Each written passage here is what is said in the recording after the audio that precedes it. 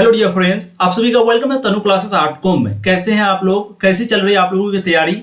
फटाफट आप लोग बताएंगे। वैसे आप लोगों की जो तैयारी है वो काफी अच्छी चल रही है, क्योंकि आप लोगों का जो कमेंट है उससे हम लोगों को पता चलता है आप लोगों को डियर ऐसे ही मेहनत करना है, दिन दोगुनी रात चौगुनी आपको इसी तरीके से लग करके रहना है। एक महीना आपके पास टाइम है, यही एक महीना आपका दिखाता है कि आप जो है पूरी जिंदगी में क्या करने वाले हैं। जी हाँ, क्योंकि 12th का जो रिजल्ट है वो बहुत ही महत्वपूर्ण रहता है और इसी से आप अपना फ्यूचर को बदल सकते हैं, अपने पूरे परिवार की जो भी हालत है उसको आप बदल सकते हैं, अपने माँ बाप का नाम रोशन कर सकते हैं, पूरे गांव और देश का नाम आप इससे रोशन कर सकते हैं। और आपको करना भी है, इसी तरीके से आपको मेहनत करनी है। ठीक है, आज की इस वीडियो में हम लोग हिस्ट्री के जो है इतिहास का जो पहला चैप्टर है जिसका नाम है ईटीएम मनके तथा अस्थियां, क्योंकि इस चैप्टर से जो है आपके एग्जाम में बहुत सारा क्वेश्चन आंसर पूछे जाते हैं। ठीक है, इसलिए हम लोग ये चैप्टर आपके लिए लेके आए हैं। चैप्टर का नाम है ईटीएम मनके तथा अस्थियां, यानी कि हड़प्पा सभ्यता।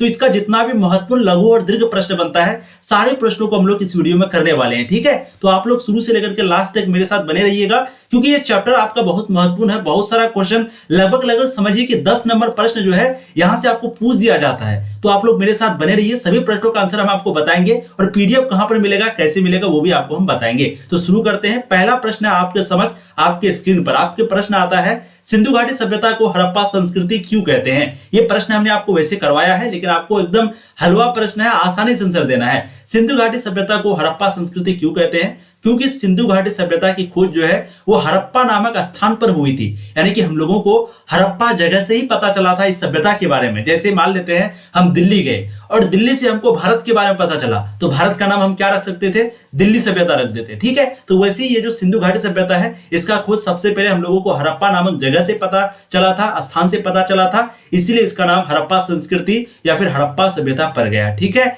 और इसकी खोज किसने किया था? तो दयाराम साहनी ने किया था। कब किया था? 1921 में किया था। देखिए, क्वेश्चन आपको जब भी पूछे तो क्वेश्चन क्या पूछा? सिंधु घाटी सभ्यता को हड़प्पा क्यों कहते हैं? तो हम चाहेंगे तो एक ही लाइन में आंसर दे देंगे, लेकिन अगर आप एक लाइन में आंसर दीजिएगा तो आपको जो है कम नंबर मिलेगा। ठीक है, तो हमेशा कोशिश कीजिए ज्यादा लिखने का। मतलब आप समझिए कि अगर शॉर्ट क्वेश्चन आपको पूछा, लघु उत्तरीय पूछा है, तो कम से कम 5 लाइन यानी कि आधा पेज आपको लिखना है। ठीक है, और अगर दीर्घ उत्तरीय प्रश्न पूछा है तो कम से कम आपको 2 पेज लिखना है। लिखना ही लिखना है, चाहे कुछ भी लिखो लेकिन लिखो, तभी आपको नंबर जो है वो भर भर के फुल नंबर आपको मिलेगा। और टॉपर जो है वो इसी चीज को अपनाता है ना, वो फुल लिखता है। ठीक है, अगला प्रश्न, आरंभिक तथा परवर्ती हड़प्पा संस्कृतियों से आप क्या समझते हैं? एक आरंभिक और एक परवर्ती, तो देखते हैं। देखिए, सिंधु घाटी क्षेत्र में हड़प्पा सभ्यता से पहले और बाद में भी संस्कृतियां अस्तित्व में थी, यानी कि हड़प्पा सभ्यता जो है उससे पहले भी सिंधु घाटी क्षेत्र में संस्कृतियां था, है ना, और उसके बाद भी था। तो इसी को हम लोग आरंभिक, यानी कि सिंधु घाटी सभ्यता से जो पहले था उसको आरंभिक, और जो बाद में था उनको बोलेंगे परवर्ती हड़प्पा सभ्यता। ठीक है, और इन संस्कृतियों से हड़प्पा सभ्यता को अलग करने के लिए हम लोग कभी कभी इसे विकसित हड़प्पा संस्कृति भी कहते हैं। ठीक है, तो कभी कभी इससे अलग करने के लिए हम लोग हड़प्पा संस्कृति को विकसित हड़प्पा सभ्यता भी कहते हैं। ठीक है, चलिए अब आगे आप फटाफट जवाब देते हुए चलेंगे। बहुत ही इंपॉर्टेंट है ये प्रश्न आपका। हड़प्पा संस्कृति का विस्तार बताइए। तो देखिए, हड़प्पा संस्कृति का जो विस्तार है वो है उत्तर में जम्मू से लेकर के, उत्तर में कहां है? जम्मू, दक्षिण में है नर्मदा के तट तक। ठीक है, उत्तर में है जम्मू और दक्षिण में है नर्मदा के तट तक। उसके बाद पश्चिम में है बलूचिस्तान के मकरान और समुद्र तल से लेकर के उत्तर पूर्व में है मेरठ तक। ठीक है, तो ये उसका चौहद्दी है हड़प्पा सभ्यता का। आप लोग अच्छे से देख लीजिए, यह पूरा क्षेत्र जो है वो एक त्रिभुजाकार के जैसा है। आपको क्या पूछा था? सिर्फ पूछा कि हड़प्पा संस्कृति का विस्तार बताइए। हम चाहते तो यहीं तक आंसर को दे देते, लेकिन आपको नंबर कितना मिलता? 1 नंबर, जिससे कुछ नहीं होगा। तो ज्यादा नंबर चाहिए तो अपने से एक पॉइंट को घुसा दो। जैसे देखिए, हमने बिना मतलब का घुसा दिया। यहाँ पर यह पूरा क्षेत्र एक त्रिभुजाकार के जैसा दिखता है, इसका कोई जरूरत था नहीं था, लेकिन आंसर को ज्यादा लिखने के लिए इसीलिए कहते हैं ताकि आपको नंबर जो है वो फुल मिले। ठीक है, ऑब्जेक्टिव की तैयारी जो है वो बहुत अच्छा है, मैं बिल्कुल आप लोगों का जानता हूं, लेकिन सब्जेक्टिव की तैयारी सिर्फ करने से नहीं होता है, आपको लिखने का तरीका भी आना चाहिए, जो टॉपर हमेशा करता है। इसलिए मैं आप लोगों से बार बार बोलता हूं कि आपको ज्यादा करके लिखना है। ठीक है, चाहे कुछ भी लिखो बट लेकिन लिखना है। ठीक है, इस बात को याद रखिएगा डियर, नहीं तो कहीं पे लिख लीजिए। चलिए, हड़प्पा संस्कृति के विस्तार का क्षेत्रफल लगभग कितना है? 12,99,600 वर्ग किलोमीटर। ठीक है, ध्यान रखिएगा, हड़प्पा संस्कृति के विस्तार का जो क्षेत्रफल है वो है 12,99,600 वर्ग किलोमीटर। ठीक है, अगला प्रश्न देखिए, क्वेश्चन नंबर 6। उससे पहले वीडियो को जो लाइक नहीं किए वीडियो को आप लोग लाइक कर दीजिए और एक बार जम करके आप लोग शेयर भी कर दीजिए। तो फटाफट, बहुत सारे लोग नहीं जुड़ पाए हैं, आप लोग एक बार वीडियो को शेयर कर दीजिए अभी तुरंत, ताकि आपके जितने भी दोस्त हैं वो भी इस क्लास को कर पाए और सभी लोग बहुत ही मस्त से इस क्लास का आनंद उठा पाए। ठीक है, क्योंकि बहुत ही महत्वपूर्ण प्रश्न जो है आपको यहाँ पर करवाया जा रहा है। चलिए, हड़प्पा संस्कृति में वर्णित विभिन्न जानवरों के नाम बताइए।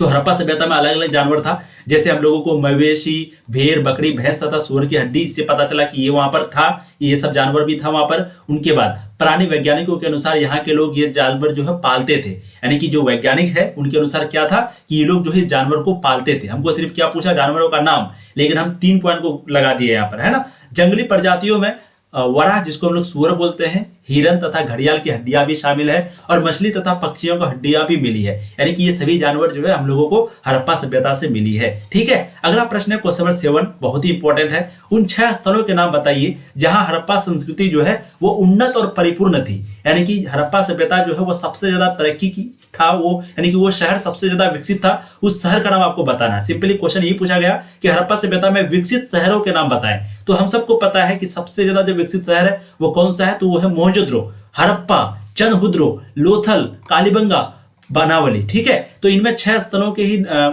को ही नगर माना जाता था, यानी कि जो 6 स्थल है इसको ही नगर माना जाता था, और हड़प्पा संस्कृति उन्नत और परिपूर्ण थी, जो कि निम्न है। तो हड़प्पा जो है सबसे ज्यादा इंपॉर्टेंट था, मोहनजोदड़ो, इन दोनों को जुड़वा राजधानी भी कहा जाता है, आपको पूछा भी आता है। बताइए निम्न में से जुड़वा राजधानी किसे कहते हैं, तो जुड़वा राजधानी कहते हैं हड़प्पा और मोहनजोदड़ो को। ठीक है, हड़प्पा का खोज 1921 में हुआ था, मोहनजोदड़ो का खोज 1922 में हुआ था। इस सारा प्रश्न आपको पता है। मोहनजोदड़ो को मृतकों का टीला भी कहा जाता है। ठीक है, वीडियो चैनल को सब्सक्राइब भी कर लीजिएगा अगर आप लोग पहली बार आए हैं तो। अब अगला प्रश्न है, आप किन तथ्यों के आधार पर कह सकते हैं कि सिंधुवासी सफाई और स्वास्थ्य का विशेष ध्यान रखते थे। अब आपको यहाँ पर बताना है कि आप कैसे इस बात को कह सकते हैं कि सिंधुवासी जो है वो सफाई और स्वास्थ्य का बहुत ज्यादा ध्यान रखता था। बताइए, तो देखिए हड़प्पा सभ्यता के लोगों का जो मकान है वो पक्की था। ठीक है, वहां की जो सड़कें हैं, जो गलियां हैं, वो किनारे बना हुआ था, बहुत ही अच्छे से डिजाइन के साथ बना हुआ था। ये मकान ऊंचे होते थे, बड़े बड़े खिड़कियों वाले हवादार महल थे।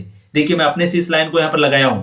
क्वेश्चन आपको कुछ और पूछा, क्वेश्चन क्या पूछा है, आप कैसे कह सकते हैं कि वो सफाई और स्वास्थ्य का विशेष है, लेकिन हम लिखे क्या है वो देखिए। आपको भी ऐसे ही आंसर लिखना डियर, ज्यादा करके। ठीक है, चलिए मजा आ रहा है ना, समझ में आ रहा है ना किस तरह के लिखना, आइडिया आप लोग को मिल रहा है ना। ठीक है, उसके बाद घरों का गंदा पानी को बाहर निकालने के लिए परिपूर्ण व्यवस्था थी। इन घरों का पानी को बड़े बड़े नालियों के माध्यम से नगर के बाहर फेंका जाता था, है ना। अधिकांश मकानों में स्नान घर तथा कुएं आदि के पाए गए थे, यानी कि अधिकांश ऐसा घर था जहां पर स्नान घर यानी कि नहाने वाला बाथरूम वगैरह भी था। ठीक है, उनके बाद कुआं वगैरह भी था पानी पीने के लिए, और कूड़ा करकट को एक जगह जमा करके रख दिए जाते थे।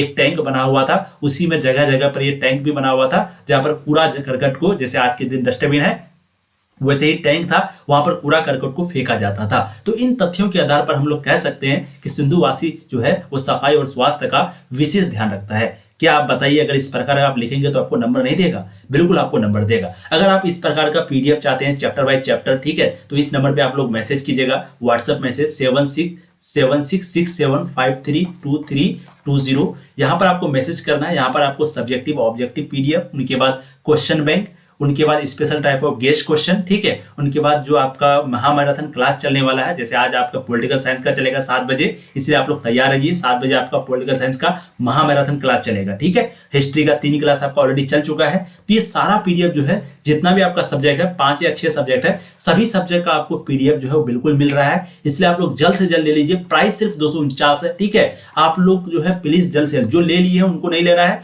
उनको दोबारा पेमेंट करने का जरूरत नहीं है। जो ले लिए उनको बिल्कुल ये पीडीएफ मिल जाएगा। बाकी जो नहीं लिए अभी तक, उनके लिए ये है जो सुनहरा अवसर है आपका। ठीक है, 249 रुपये में सारा पीडीएफ आपको दिया जा रहा है। जल्द से जल्द आप लोग परचेस कर लीजिएगा, आपके लिए बहुत ही फायदेमंद, आपकी तैयारी को और बेहतर बना देगी। ठीक है, अगला प्रश्न देखिए, हड़प्पा संस्कृति के बारे में जानकारी कैसे मिली? तो वैसे तो हड़प्पा संस्कृति के बारे में जानकारी जो है हम लोगों को बहुत जगह से मिली है, लेकिन उसके कुछ मुख्य स्रोत भी हैं जो कि निम्न है। जैसे हम लोगों को अलग अलग स्थलों की खुदाई से, यानी कि अलग अलग जगह जब खुदाई किया गया तो वहां पर हम लोगों को सड़क मिला, गलियां मिली, भवनें मिली, स्नानगार मिला। स्नानगार कहां पर मिला? मोहनजोदड़ो में, है ना। इसी के द्वारा नगर योजना, वास्तुकला और लोगों के रहन सहन के विषय में हम लोगों को जानकारी मिलती है। मिट्टी के खिलौने, धातु की मूर्तियां, आभूषण यानी कि ज्वेलरी जो होता है, कला एवं शिल्प की जानकारी हम लोगों को वहां से मिली। उसके बाद विभिन्न व्यवसायों एवं सामाजिक दशा की जानकारी भी कराती है। मिट्टी की मोहरों से धर्म, यानी कि जो मिट्टी का मोहर था उनसे हम लोगों को धर्म के बारे में पता चला। लिपि का भी बारे में पता चला, क्योंकि मिट्टी के जो मोहर होते थे उन पर लिखा हुआ भी था, है ना। तो इन सभी जगहों से हम लोगों को हड़प्पा संस्कृति के बारे में पता चला। आपको पूछा जाता है मोहर किस चीज की बना हुआ होता था, तो मोहर जो है वो सिलखरी नामक पत्थर से बना हुआ होता था, है ना, आप सबको पता है। चलिए अब अगला प्रश्न देखिए, क्या सिंधु घाटी सभ्यता एक नगर सभ्यता थी अथवा इस सभ्यता के नागरिक जीवन की विशेषताओं का वर्णन कीजिए। आपको बताना है कि क्या सिंधु घाटी सभ्यता एक नगर सभ्यता थी, तो बिल्कुल थी। तो आपको बताना है कि कैसे। ठीक है, देखिए सिंधु सभ्यता एक ऐसी सभ्यता जो कि हजारों वर्ष पहले थी। जो जीवन हम लोग आज जी रहे हैं, जो अभी हम लोग जी रहे हैं, बहुत सारे लोग तो जी भी नहीं रहे हैं, शहर के लोग अक्सर बात करते हैं शहर के लोगों का, वो लोग जो जीवन आज के लोग जी रहे हैं, तो ये पहले जो है एक सभ्यता के लोग जी रहे थे इसी जीवन को, उसी का नाम हड़प्पा सभ्यता है। इस सभ्यता को शहरीय सभ्यता या नगरीय सभ्यता कहते हैं। ठीक है, इसी प्रकार आपको अपने शब्दों में आंसर देना है। यह निम्नलिखित बातों से स्पष्ट है, यानी कि ये शहरीय सभ्यता थी, ये हम लोगों को निम्नलिखित बातों से पता चला। सबसे पहला, हड़प्पा संस्कृति की गलियां और सड़क से पता चला, है ना। गलियां और सड़क को ही देखिए तो हम लोग को पता चला कि ये नगर है, क्योंकि गांव में जब जाएंगे तो वहां पर फूस का घर होगा, वहां पर घर एक मंजिला होगा भी तो, लेकिन शहर में जाएंगे तो first floor, second floor, fifth floor, 15 floor, इस तरीके से। सड़क बहुत अच्छा, नाली बहुत अच्छा, नाला बगल बगल में बना हुआ, तो ये हम लोगों को उसी से पता चलता है। तो देखिए वहां का जो सड़क था, जो नलिया था, इस सभ्यता में नगरों में सड़कों का निर्माण किया गया था और बड़े बड़े मकान बनवाए गए थे, वो भी पक्की ईंटों की। इससे भी पता चला कि ये नगरीय है। उसके बाद मकानों को राजा के महल की तरह बनवाया गया था। इन मकानों में आराम की सभी व्यवस्थाएं भी मौजूद थी, इससे भी हम लोगों को पता चला। नगरों के गंदे पानी को निकालने के लिए सड़कों के बगल से जो पक्की नलियों का निर्माण किया गया था, इससे भी हम लोगों को पता चला। अनेक घरों में नहाने के लिए कुएं मिले थे, विशेष अवसरों के लिए सार्वजनिक स्नानघाट भी बनाए गए थे, इससे भी हम लोगों को पता चला। ठीक है, तो इन सारी चीजों से हम लोगों को पता चला कि हड़प्पा सभ्यता जो है वो एक नगरीय सभ्यता थी। और नागरिक जीवन के बारे में अगर आपको पूछे, विशेषताओं के बारे में, तो बस यही लिख देना है आपको पूरे को। ठीक है, मजा आ रहा है? मजा आ रहा है? नहीं मजा आ रहा है तो वीडियो को लाइक कर दो डियर। ठीक है, थैंक यू। आप लोग बहुत ही मेहनत करते हैं, हम लोगों का वीडियो को शेयर करते हैं, इसके लिए बिल्कुल आभार है। हम भी आप लोग के लिए पूरी तरीके से कोशिश करते हैं, सब्जेक्टिव ऑब्जेक्टिव महामैराथन का। बस आप लोग कृपया अपने साथ बनाए रखें। हम लोग भी ऐसे ही आप लोगों के लिए दिन दुगुनी रात चौगुनी डियर ऐसे ही मेहनत करते रहेंगे, है ना। चलिए अब देखिए, कनिंघम के बारे में आपको पूछा जाता है, कनिंघम के बारे में आप क्या जानते हैं, तो थोड़ा सा इसके बारे में अक्सर पूछा जाता है, तो देख लीजिए। देखिए, जब भारतीय पुरातात्विक सर्वेक्षण के पहले डायरेक्टर जनरल कनिंघम ने 19वीं शताब्दी के मध्य में पुरातात्विक उत्खनन आरंभ किया, यानी कि कनिंघम जो है इसको खोजने के लिए जो है शुरू किया था कौन? कनिंघम। ठीक है, उसने अपने अन्वेषणों के मार्गदर्शन के लिए लिखित स्रोत यानी कि साहित्य तथा अभिलेख का प्रयोग अधिक पसंद करते थे। यानी कि जब वो हड़प्पा सभ्यता का खोज कर रहा था तो वो ज्यादातर विश्वास करता था साहित्य पर, और जो अभिलेख था उन पर वो विश्वास करता था। ठीक है, कनिंघम की मुख्य रुचि जो है वो आरंभिक ऐतिहासिक लगभग 6ठी शताब्दी से पूर्व से 4थी शताब्दी ईसा पूर्व तक, उसके बाद के कालों से संबंधित पुरातत्व में थी। यानी कि कलिंगम जो है वो ज्यादातर 6ठी शताब्दी ईसा पूर्व से लेकर के 4थी शताब्दी ईसा पूर्व तक उनकी जो खोजने की रुचि थी। ठीक है, आरंभिक बस्तियों की जो पहचान है उनके लिए कनिंघम ने जो है 4वीं से 7वीं शताब्दी ईस्वी के बीच और उपमहाद्वीप में आए चीनी बौद्ध तीर्थ यात्रियों द्वारा छोड़े गए वृत्तांतों का प्रयोग करते थे। यानी कि कहने का मतलब है कि वो इतिहास के बारे में पता लगाने के लिए जो चीनी यात्री यहाँ पर आया था, चीनी बौद्ध यात्री, तीर्थ यात्री जो आया था, उन्हीं के द्वारा जो वृत्तांत छोड़ा गया था, जो किताब छोड़ा गया था, उसी से जो है वो यानी कि इतिहास के बारे में पता लगाते थे। ठीक है, एक अंग्रेज ने कनिंघम को एक हड़प्पाई मुहर दी। एक अंग्रेज जो है कनिंघम को एक हड़प्पा का मुहर दिया। उन्होंने मुहर पर ध्यान तो दिया पर असफल प्रयास किया, जिससे वे परिचित नहीं थे, और कनिंघम हड़प्पा के महत्व को समझने में चूक गए, और कनिंघम जो है वो हड़प्पा के बारे में कुछ भी नहीं बता पाए। तो यही सब चीज जो है हम लोग कनिंघम के बारे में जानते हैं। ठीक है, अब अगला प्रश्न देखिए, उत्पादन केंद्रों की पहचान के लिए पुरातात्विद जो है वो किन वस्तुओं को ढूंढते हैं, यानी कि जब वो उत्खनन करता है तो उस वक्त में वो किस तरीके से पता चलता है, उत्पादन केंद्रों की पहचान के लिए वो क्या करता है, सिंपल आपको वही बताना है। तो देखिए, उत्पादन केंद्रों की पहचान के लिए पुरातात्विद जो है वो निम्नलिखित वस्तुओं को ढूंढते हैं। सबसे पहला प्रस्तर पिंड, दूसरा है पूर्ण शंख, तीसरा है तांबा अयस्क जैसा कच्चा माल, चौथा है औजार, पांचवा है अपूर्ण वस्तुएं, छठा है परित्यमान, सातवां है कूड़ा करकट। इन सभी चीजों को जो है उत्पादन केंद्र की पहचान के लिए पुरातात्विद ढूंढते हैं, है ना। इन सभी चीजों को एक तरफ से ढूंढते हैं, जो चीज मिलता है उससे जो प्रूफ मिलता है वो सारी चीजों को एक अच्छे तरीके से देखते हैं। अब अगला प्रश्न देखिए, क्वेश्चन नंबर आपका हो जाएगा 18, जो कि बहुत ही महत्वपूर्ण है। ठीक है, देखिए, ओमान अरब की हड़प्पा सभ्यता के संबंध के क्या प्रमाण है, यानी कि ओमान और हड़प्पा सभ्यता का संबंध जो था उसका क्या प्रूफ है, कैसे हम लोगों को पता चला। तो देखिए, ओमान जो है वो अरब प्रायद्वीप के दक्षिण पश्चिम छोर पर स्थित था। ओमान कहाँ पर था? जो अरब प्रायद्वीप है उसके दक्षिण और पश्चिम छोर पर है। ठीक है, था, और संभवतः हड़प्पा में तांबा जो है यहीं से आता था, यानी कि ऐसा अनुमान लगाया जाता है। ऐसा मतलब है क्या, प्रूफ भी हो चुका है कि जो तांबा है वो कहाँ से लाया जाता था हड़प्पा में ओमान से। ठीक है, रासायनिक विश्लेषण से ज्ञात होता है कि ओमानी तांबे जो है वो हड़प्पाई पुरावस्तुओं दोनों में निकलने के अंश मिले हैं। यानी कि जो ओमानी तांबा था वो हड़प्पाई जगहों में भी और ओमान में भी मिला है। तो इससे पता चलता है कि ये जो तांबा है वो ओमान से लाया जाता था, है ना, निकले अंश से मिले हैं। इस सभ्यता के उभयनिष्ठ या समकालीन उद्भव को दर्शाते हैं। और काली मिट्टी की परत चढ़ा हुआ एक हड़प्पाई मर्तबान ओमान नामक पुरातत्व स्थल में भी प्राप्त हुआ है। तो इन दोनों चीजों से पता चलता है कि इन दोनों का संबंध था, तभी तो तांबा यहां से वहां गया, है ना। अब अगला प्रश्न देखिए, जो कि बहुत ही महत्वपूर्ण प्रश्न है आपका, सिंधु घाटी सभ्यता की धार्मिक जीवन पर प्रकाश डालें। ठीक है, वहां की जो धार्मिक जीवन थी वो कैसी थी तो देख लेते हैं। देखिए, हड़प्पा सिंधु सभ्यता के धार्मिक जीवन की प्रमुख विशेषताएं निम्न थी। सबसे पहले वहां के लोग मातृ देवी की पूजा करते थे। ठीक है, पशुपति की पूजा जो है बहुत ज्यादा प्रचलित थी। कुबर वाला बैल पूजनीय था। ठीक है, पीपल वृक्ष की भी वहां पर पूजा होती थी। नाग पूजा, सूर्य पूजा, अग्नि पूजा, ये सभी चीजों का वहां पर संकेत मिला है। एक मूर्ति में एक स्त्री के गर्भ से एक पौधा निकलता हुआ भी दिखाई देता है। ये कहां पर है, यानी कि एक मूर्ति ऐसा है, एक स्त्री का मतलब एक मूर्ति ऐसा है जहां पर एक स्त्री का जो गर्भ बना हुआ है और वहां से एक पौधा निकलता हुआ दिखाई देता है। ये हड़प्पा में है। ठीक है, ये संभवतः धरती देवी की मूर्ति होगी, है ना। संभव है कि हड़प्पा वासी धरती को उर्वरता की देवी मानकर उसकी पूजा करते हैं, यानी कि क्योंकि यहाँ से अनाज वगैरह उपजता है तो हो सकता है अनाज उपजता है, इसीलिए शायद इसका पूजा करता हो, है ना। कुल मिलाकर हड़प्पा सभ्यता का धार्मिक जीवन काफी हद तक आज के हिंदू धर्म के ही समान था।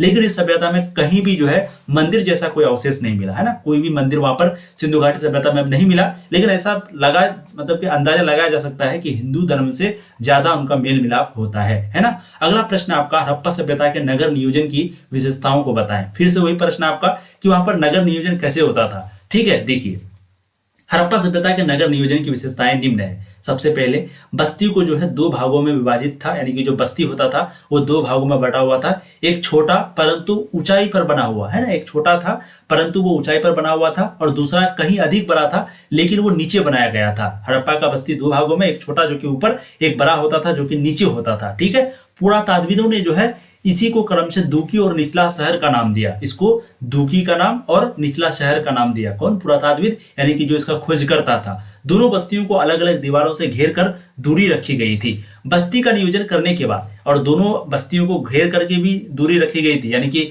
ऊपर वाला जो बस्ती था ऊंचाई पर जो बनाया गया था उसको भी, और जो नीचे पर बड़ा बस्ती जो बनाया गया था इनको भी, दोनों को घेरा जाता था दीवारों से। ठीक है, बस्ती का नियोजन करने के बाद ही उसके निर्माण का कार्य शुरू किया जाता था। ये सभ्य लोगों की नियोजित बस्तियां थी। मकान धूप में सुखाई गई अथवा भट्टी में पकाई गई ईंटों के मिले, यानी कि जो भी मकान था तो वो पक्की ईंटों की मिली। सिंपली कहने का मतलब, इन ईंटों की जो लंबाई है और ऊंचाई है वो मतलब कि इस ईंटों की जो लंबाई है वो ऊंचाई की 4 गुनी है। समझ रहे हैं, यानी कि मान लेते हैं अगर ये इतना होगा तो इसका 4 गुना ज्यादा जो है इनका लंबाई होगा। समझ गए, तो लंबाई जो है ऊंचाई की 4 गुनी है और चौड़ाई ऊंचाई की 2 गुनी। लंबाई ऊंचाई की 4 गुनी और चौड़ाई जो है वो ऊंचाई की 2 गुनी। ठीक है, इस प्रकार की ईंटें सभी हड़प्पाई बस्तियों में प्रयोग में लाई गई थी। सड़कों तथा गलियों को लगभग एक ग्रिड पद्धति यानी कि जालीनुमा जैसा बनाया गया था। यह एक दूसरे को समकोण पर काटते थे, यानी कि कहने का मतलब जैसे मान लेते हैं सड़क, ये मेन सड़क हुआ। ठीक है, अब यहाँ पर गांव है, यहाँ पर गांव है तो गांव से भी एक सड़क निकला, छोटा सा सड़क निकला, तो ये छोटा सड़क इस प्रकार काटता था कि ये जो है 90 डिग्री का कोण बनता था। यहाँ पर कितना डिग्री का? 90 डिग्री का, यानी कि समकोण। ठीक है ना, समकोण पर काटती थी। उनके पार्श्व भागों में आवासों का निर्माण किया गया था और उनके पार्श्व भागों में आवास का भी निर्माण किया गया था। यही था आपका हड़प्पा सभ्यता का नगर नियोजन का विशेषता। ठीक है, अगला देखते हैं, बहुत ही महत्वपूर्ण प्रश्न है, कार्बन 14 विधि। इससे आप क्या समझते हैं? वीडियो को प्लीज अभी तक जो लाइक नहीं किया है लाइक कर दीजिए, और इस वीडियो को खत्म होने के बाद आज ज्यादा आप लोग को शेयर करना है ताकि आपके जितने भी दोस्त हैं उन सभी को ये सारा वीडियो मिले और वो अच्छे से पढ़ाई करें। ठीक है, और पीडीएफ में आपको बार बार इसलिए बोलता हूं क्योंकि बहुत सारे स्टूडेंट अभी भी नहीं लिए हैं। मैं जैसे देख पा रहा हूं कुछ स्टूडेंट तो लिए ही नहीं है, बोलते सर मेरी तैयारी अच्छी नहीं है वगैरह वगैरह बोलते हैं। तो प्लीज अभी भी आपके पास वक्त है, कम प्राइस है आपका, मात्र 249 रुपये है। तो ये सारा पीडीएफ आपको मिल रहा है, चैप्टर वाइज क्वेश्चन बैंक वगैरह जल्द से जल्द आप लोग ले लीजिए। ठीक है, और आप अपनी तैयारी को और बेहतर बनाइए और प्लीज और मेहनत कीजिए। ठीक है, 15-20 दिन आपके पास है और 20-22 दिन अच्छे से मेहनत करेंगे, रिजल्ट जो है वो आपका बहुत बेहतर आएगा। ठीक है, चलिए कार्बन 14 विधि से क्या समझते हैं? देखिए, तिथि निर्धारण की वैज्ञानिक विधि को हम लोग कार्बन 14 विधि के नाम से जाते हैं, है ना। जैसे कार्बन 12, कार्बन 13, कार्बन 14, ये कार्बन का क्या है? अपर रूप है। 10th क्लास में आप लोग पढ़े होंगे कार्बन का अपर रूप। ठीक है, तो कार्बन 14 विधि के नाम से, यानी कि तिथि जिससे पता चलता है, जैसे कि मान लेते किसी का कोई वो मर गया तो उनका तिथि हम लोग को पता करना है, 1000 साल पहले का, 2000 साल पहले का, तो हम लोगों को इसी से कार्बन 14 विधि से ही पता चलता है और इसी को हम लोग तिथि निर्धारण की वैज्ञानिक विधि कहते हैं। इसी को कार्बन 14 विधि के नाम से भी जाना जाता है। वस्तुतः किसी जीवित वस्तु में कार्बन 12 और कार्बन 14 समान मात्रा में पाया जाता है, यानी कि कोई भी अगर जिंदा वस्तु है तो उनमें कार्बन 12 और कार्बन 14 जो है वो बिल्कुल समान मात्रा में पाया जाता है। लेकिन मृत्यु की अवस्था में, मृत्यु के बाद C12 तो स्थिर रहता है, लेकिन कार्बन 14 जो है वो निरंतर बल होने लगता है ना, यानी कि इस तरह समझिए C12 जैसा का तैसा रह जाता है, लेकिन कार्बन 14 का निरंतर बल होने लगता है। कार्बन का अर्ध आयु काल जो है वो कितना होता है, 5568 प्लस 90 वर्ष का, अर्थात इतने वर्षों में उस पदार्थ में कार्बन 14 की मात्रा जो है वो आधी रह जाती है। इस प्रकार वस्तु के काल की गणना इससे की जाती है, यानी कि कार्बन 14 की मात्रा जो लगातार घटते रहता है ना, तो इससे पता चल जाता है कि भाई कितना दिन में आधा होगा, इतना दिन में आधा होगा, तो इसी से अनुमान लगाया जाता है कि जो इनका आयु है वो इतना है। जिस पदार्थ में कार्बन 14 की मात्रा जितनी कम होगी वो उतनी ही पुरानी मानी जाएगी। इसी के आधार पर प्राचीन सभ्यताओं की तिथि का निर्धारण किया जाता है और इसी आधार पर हम लोगों को जो पुरानी सभ्यता है जैसे हड़प्पा सभ्यता, इन जगहों के बारे में पता लगाया जाता है। ठीक है, अब अगला प्रश्न है, हड़प्पा लोगों की सिंचाई व्यवस्था का संक्षिप्त विवरण दे, यानी कि शॉर्ट नोट आपको लिखने के लिए कह रहा है। वहां के लोग सिंचाई कैसे करते थे, खेती बाड़ी कैसे करते थे, है ना, तो उनके बारे में आपको शॉर्ट नोट में आपको लिखना है। देखिए, सिंचाई व्यवस्था, अधिकांश हड़प्पा स्थल अर्ध शुष्क या परिछाया क्षेत्रों में स्थित है जहां संभवतः कृषि के लिए सिंचाई की आवश्यकता पड़ती होगी, है ना, क्योंकि वहां पर जो जगह थे जैसे पाकिस्तान वगैरह में मोहनजोदड़ो और हड़प्पा तो पाकिस्तान में भी है, मोहनजोदड़ो और हड़प्पा कहाँ पर है, पाकिस्तान में, तो वो सब जगह सुखाड़ था थोड़ा ना, तो कहीं ना कहीं तो वहां पर जो पानी की जरूरत आवश्यकता बिल्कुल पड़ती ही होगी, है ना। अफगानिस्तान के सेतुघई नामक हड़प्पा स्थल से नहरों के कुछ अवशेष भी वहां पर मिला है, परंतु पंजाब और सिंध से नहीं मिला है। हो सकता है कि प्राचीन नहरें बाढ़ से भर गई हो, संभवतः कुआं से भी सिंचाई होती होगी, हो सकता है ये भी, या फिर जलाशयों से भी खेती की सिंचाई की जाती थी, है ना, जलाशयों से भी खेती की जो है सिंचाई की जाती थी। धौलावीरा गुजरात की खुदाई में एक जलाशय भी मिला है। तो ये सभी पॉइंट को आपको लिख देना है अगर आपको सिंचाई के बारे में पूछ दे तो। अगला प्रश्न है, सिंधु घाटी सभ्यता की नगर योजना का वर्णन करें। चलिए फिर से वही प्रश्न आपका, फिर वही मतलब सिंधु घाटी नगर योजना पूछ दे या फिर कुछ भी पूछते, आंसर देखिए किस तरीके से देते हैं। देखिए, सिंधु घाटी के लोग जो है नगरों में रहने वाले लोग थे, है ना, वे नगर स्थापना में बड़े कुशल थे, बहुत ही समझदार, बहुत ही अच्छे से वो नगर नियोजन करते थे, नगर को बहुत अच्छे से डिजाइन के साथ बनाते थे। उन्होंने हड़प्पा, मोहनजोदड़ो, कालीबंगा, लोथल, रोपर जैसे अनेक नगरों का निर्माण किया। उनकी नगर व्यवस्था के संबंध में निम्नलिखित विशेषताएं जो है वो मुख्य रूप से उल्लेखनीय है, यानी कि नोट करने लायक कुछ विशेषताएं हैं जो कि उस शहर के बारे में, यानी कि उस शहर को जो कि और बेहतर बनाती है। सबसे पहला है, हड़प्पा संस्कृति के नगर एक विशेष योजना के अनुसार बनाए गए थे। इन लोगों ने बिल्कुल सीधी यानी कि 90 डिग्री कोण पर काटती हुई सड़कों व गलियों का निर्माण किया था। जैसे अभी हमने आपको बताया कि सड़क और गली का जो है 90 डिग्री कोण पर काटता था, जो कि देखने में बहुत ही अति सुंदर लगता था। ठीक है, ताकि डॉक्टर मैके के अनुसार चलने वाली जो वायु है उन्हें अपने आप ही साफ कर दे, है ना। 90 डिग्री इसलिए बनाता था ताकि जो हवा चल रही थी उससे क्या हो कि पूरा रोड जो है वो साफ हो जाए। उनकी जल निकासी की व्यवस्था बड़ी शानदार थी, नालियां बड़ी सरलता से साफ हो जाती थी, है ना, यानी जल जिससे निकास होता था उसका भी जो है बहुत अच्छे से बनाया था और इतना मतलब इस तरीके से बनाया था कि जो पानी है वो खुद ब खुद साफ हो जाता था। ठीक है, किसी भी भवन को अपनी सीमा से आगे कभी नहीं बढ़ने दिया जाता था और ना ही बर्तन पकाने वाली किसी भी भट्टी के को नगर के अंदर बनने दिया जाता था। अर्थात कहने का मतलब है कि कोई भी भट्टा वगैरह जो होता था, भट्टी से क्या होता है, वहां से जो है धुआं निकलता है और धुआं निकलेगा तो प्रदूषण फैलेगा। तो इन जितना भी भट्टी वगैरह है इनको गांव से या फिर शहर से दूर बनाया जाता था। तो इससे क्या होगी, क्या पता चला कि वहां के लोग साफ सुथरा भी बहुत ज्यादा रहते थे। ठीक है, आपको समझ में आ गया। चलिए अब बहुत ही महत्वपूर्ण प्रश्न है आपका, हड़प्पा सभ्यता कैसे समाप्त हुई, देखते हैं फटाफट। देखिए, हड़प्पा सभ्यता के अवसान को लेकर विद्वानों में मतभेद है, यानी कि अभी भी कुछ ऐसे विद्वान है जो मानता है, कोई बोलता है ऐसा होगा, कोई बोलता है ऐसा होगा। अभी कुछ अच्छा जो है मतलब ये कारण नहीं मिला है कि हड़प्पा सभ्यता क्यों खत्म हुआ, लेकिन कुछ कारण अभी भी मिला है। जैसे पुरातात्विक के अनुसार कि सिंधु क्षेत्र में आगे चलकर जलवायु परिवर्तन की स्थिति उत्पन्न हुई और जल स्तर घटने लगा, है ना, यानी कि जलवायु परिवर्तन हुआ, क्लाइमेट चेंज हुआ और जो जल स्तर है, जो पानी का स्तर है वो घटने लगा और वर्षा भी बहुत कम होने लगी। अतः कृषि और पशुपालन का मुख्य व्यवसाय कर जो है वो पाना असंभव हो गया, है ना, यानी कि कृषि, और अब जब से कृषि नहीं करेगा तो खाना होना नहीं होगा, अनाज नहीं होगा, जब अनाज नहीं होगा तो लोग भूखे मर जाएंगे।